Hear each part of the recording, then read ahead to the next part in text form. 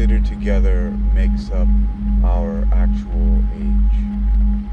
And what I mean by that is how you present, how you feel, and how you function. And the order probably should be prioritized as how you feel and function as a foundation if you look at it like a triangle, and then how you present would be the top point of the triangle. And that relates to my concept and my understanding from experience and practice that function is greater than form.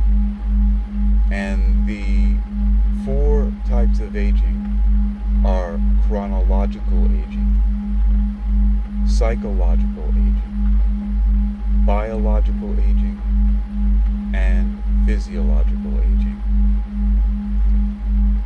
Chronological aging rules everything. It is part of the fabric of the universe. It is time. Time moving forward untowards entropy, where everything goes from what could be considered being perfectly ordered to perfectly chaotic. Everything disintegrates in the end. Now, within a human lifespan, however, bringing it down to earth here from a universal scale, a human lifetime is still composed of this time, just of course a tiny, almost insignificant snippet of time. And within that time, every human being goes along the timeline, and they are born. Their nature, their genetics, confers upon them certain advantages and some disadvantages, others on different parts of that spectrum. And when we go beyond the nature, of course we've heard of the nurture, which consists of your upbringing, your education, your association, that is, who were your caregivers, your parents, or whoever brought you up, and your teachers and tutors, and your peers, and the other environments and experiences that you've had, travels, and so on. And those things over time make up your psychological age. And that includes how you behave. You see, it is your psychology, and from the point of me being a clinical hypnotist, I often like to remind people of the saying that to a hammer, everything looks like a nail. So, as a clinical hypnotist, I'm approaching this from that perspective, that the psychological age is actually your hypnotic age. Now, hypnosis can go by many different names. Hypnosis, I think, should actually be reserved for us clinicians and clinical hypnotists. And the other names that hypnosis goes by is education, training, programming, influencing, and conditioning, to name a few. And so these things over time, the training, the conditioning, the programming, the education, the influencing, these things happen over time on the timeline. And as that happens, that builds up a person's belief systems. And your belief systems drive your behavior. And that includes the decisions that you make for what you consume and how you express yourself. In other words, what you eat and drink and your activities, or once again, your nutrition and your exercise. And because of that psychological age, controlling your behaviors, those things that you consume and the way that you express yourself, you directly influence your biological age, most people speak of that as how you present, how you look, that's the aesthetic, and a few other things. And then the physiological age, how you function, the way you can move, your mobility, your strength, and these different things. Many of these things can be mitigated by healthy living. And these are what we call the preventive types of, well, if we're talking about dis-ease or disability or immobility and all of these other things, and sometimes people speak of it in terms of, rapid aging or accelerated aging.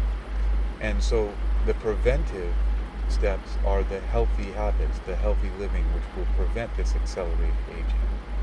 And when most people think about aging, they think in terms of deterioration and decline. And that is unfortunate because it doesn't necessarily have to happen that way simply because of chronology, simply because of time. Now, of course, time rules us all. Time is the master of age. However, if it was the sole determinant in how we age, then there wouldn't be even a distinction between looking at two people who are, say, 25 years old, who are, let's say, 36 years old, or 47 years old, like myself. And there wouldn't be differences in how we present and how we express, meaning I wouldn't look physically younger than others that are my peers, and I wouldn't be able to perform as if I were much younger than many people. But this is only when we make these comparisons, when we juxtapose, when we look at people and one has a certain function and the other has another. And so it could be said that I have a higher level of functioning than many people who are also 47 years old. What's interesting is that, continuing on this thought about how age is not the determinant through chronological of how we're able to express and function, the aesthetics and the mobility, then again, as I said, then we would all look the same. All 47-year-olds, you'd be able to look at them and say, yeah, they all look 47. Or they all look 36, they all look 25. But that's not the case. It's even the case where there are people who are 20 years younger than me who come and ask me for advice on how they can move like me and be built like me. And so that there's an anecdote which is a testament to the fact that age does not, chronological age does not determine how you present and how you function. It is a little bit more complicated than that, and so I also break down biological and physiological age into detrimental biological age and detrimental physical age, and beneficial biological age and beneficial physiological age, which are determined by, guess what? Detrimental psychological age and detrimental and beneficial psychological age, that is. And so if you have a beneficial psychological age, it will determine you having beneficial habits that influence your biological age beneficially and your physiological age beneficially or detrimentally, if that's the psychological age that you mostly represent and hold as your belief systems. And so again, this is to point out that chronological age is not the determinant, not the sole determinant of how we present, whether detrimentally or beneficially in our presentation and expression. And so this is something that I know, and it becomes very, very clear and apparent. A lot of people's psychological age is put on display, especially now that we have the ability to see so many people expressing themselves verbally and digitally online in social media. Many people, for example, when they see someone demonstrating or giving a tutorial of some kind of mobility exercise, for example, or some kind of agility or strength or even dance, you will see the detrimental psychological age of many people on full display when they do things as benign as simply saying that they wouldn't be able to do it, or others who go on and on about, oh, wait till that person gets to be in their 40s, or, just thinking about that, I broke my wrist, or I pulled my back, or now I can't move my neck because it's so sore just thinking about that. Or to even the worst of them when they start insulting. Stop trying to show that stuff off, that's not going to work for somebody my age, and that looks stupid, and all of these other things, these insults, when it comes from people who just simply don't have the experience and the knowledge that they don't have to deteriorate just because time is moving forward.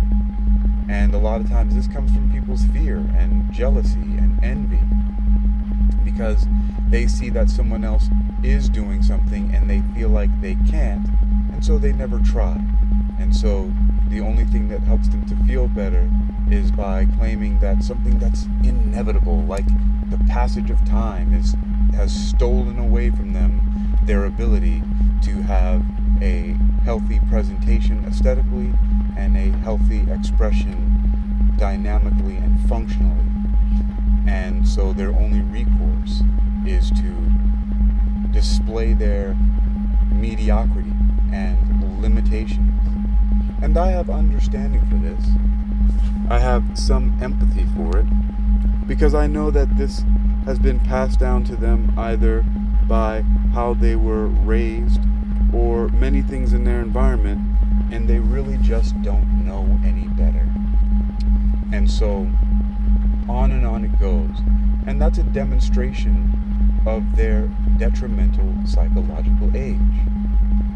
And now the hack to that is to oversimplify it, is simply to focus on the pursuit of, the research of, the understanding of beneficial psychological age.